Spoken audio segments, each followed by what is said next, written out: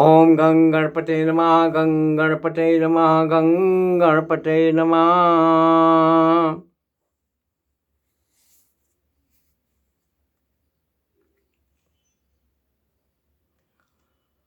सुरक्षा सुरक्षा कवच।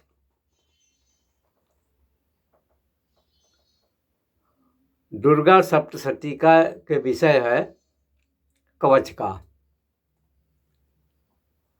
यदि किसी भी तरह का रोग व्याधि उत्पन्न हो जा रहा है, ज्वर से पीड़ित हो रहे हैं, या कोई प्रकार का चर्म रोग का उत्पात कर रहा है, या विस्फोटक शरीर में निकल रहा हो, अथवा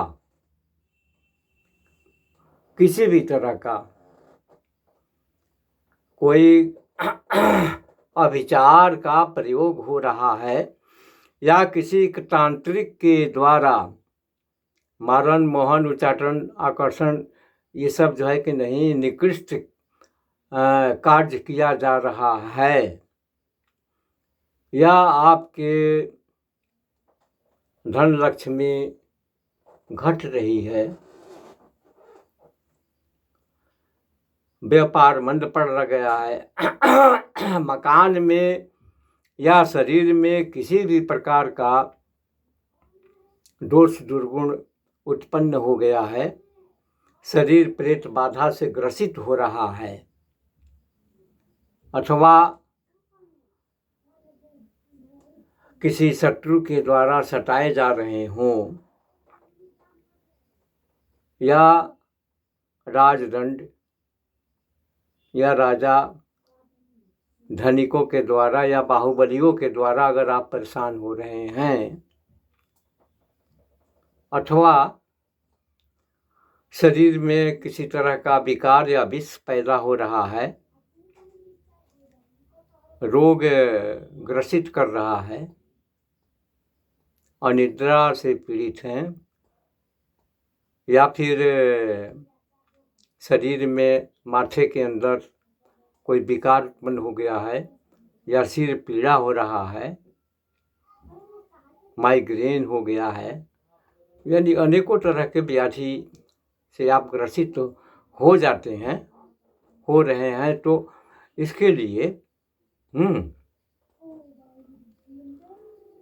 दुर्गा सप्तशती के कवच में 48वां, 49वां, 50वां और 51वां श्लोक, 48 से लेकर 51 तक ये जो श्लोक है, ये बड़ा ही गुणकारी है।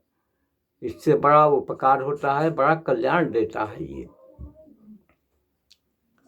तो आपको करना क्या है कि पहले 2 माला 99 मंत्र से आप हवन कर दें, और हवन कर लेने के बाद 1 माला से अब खूब विधिवत पहले माता जी का पूजा कर लीजिए, हवन कर लीजिए, दीपदान कर लीजिए,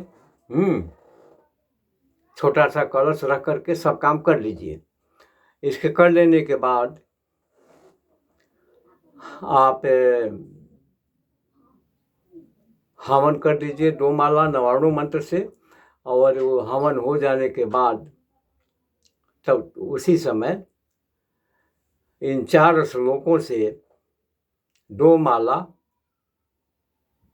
जल अभिमंत्रित कर दीजिए।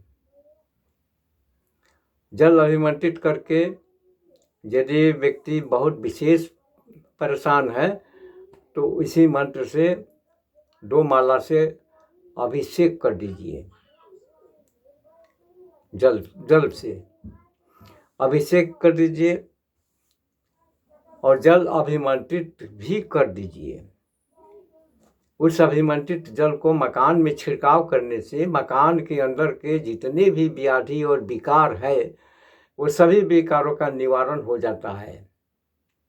रोग दुख कष्टों का शमन हो जाता है। हिंसक जंतु, सांप बिच्छू इत्यादि जो भी मकान में डंक मारने वाला या क्लेश देने वाला कीड़ा मकोड़ा या जो है उसको भी, उसमें भी आराम देगा।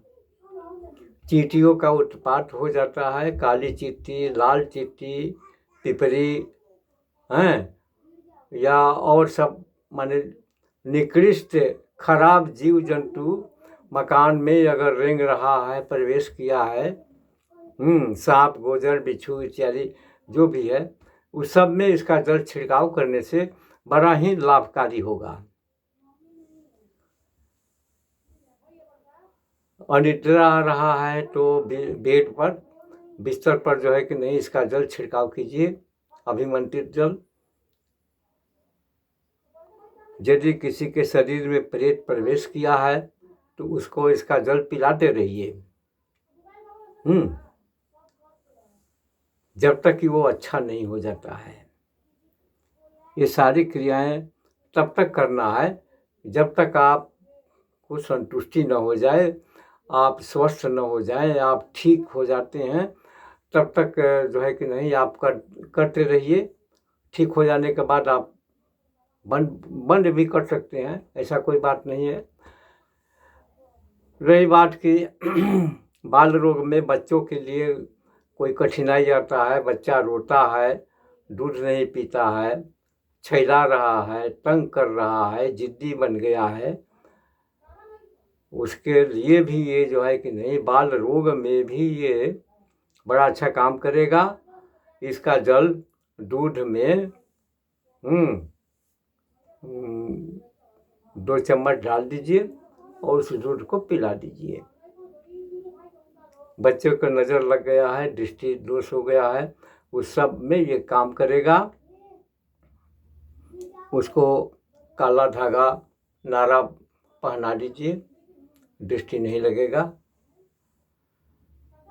गर्भ रक्षा भी करेगा। डिलीवरी के समय इसका जल पिलाने से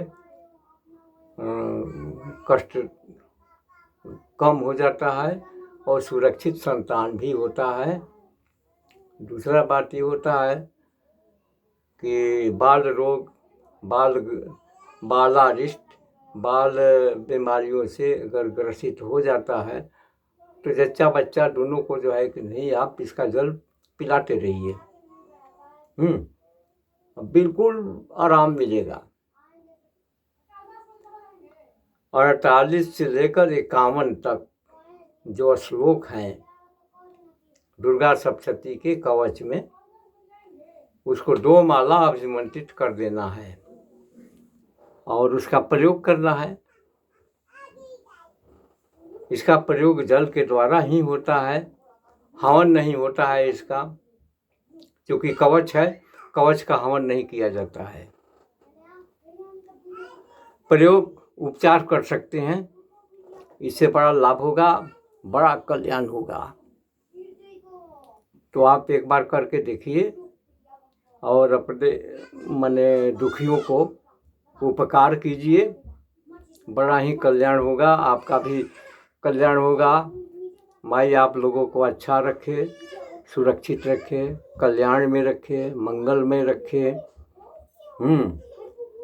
गुरु की कृपा हो, देव कृपा हो, हैं, बड़ों का आशीर्वाद प्राप्त होता रहे, माता पिता आपसे खुश रहें, आप खुश रहें, आपके बच्चे खुश रहें, जीवन गृहस्थ जीवन सुखकारी हो, आप मंगल में रहें, अपना ध्यान देते रहेंगे, परिवारों का ध्यान देते रहेंगे, समाज के लिए भी आप ध्यान दीजिएगा, गरीबों का सेवा ज़रूर कीजिएगा, ये आपके धर्म में आता है।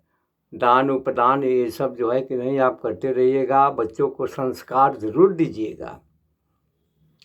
संस्कारित बच्चे बड़ा ही शुद्ध होते हैं, समय पर उनका संस्कार 16 संस्कार है, तो जितना भी संस्कार आपसे सफल रहा है उतना आप जरूर कीजिएगा। मुंडन संस्कार हुआ, यज्ञोपवीत संस्कार हुआ, विद्या संस्कार हुआ, और बहुत से संस्कार है, उन संस्कारों में से जो भी आपको सफलता है आप कीजिएगा, अपने आचार्य को बुला करके करा दीजिएगा,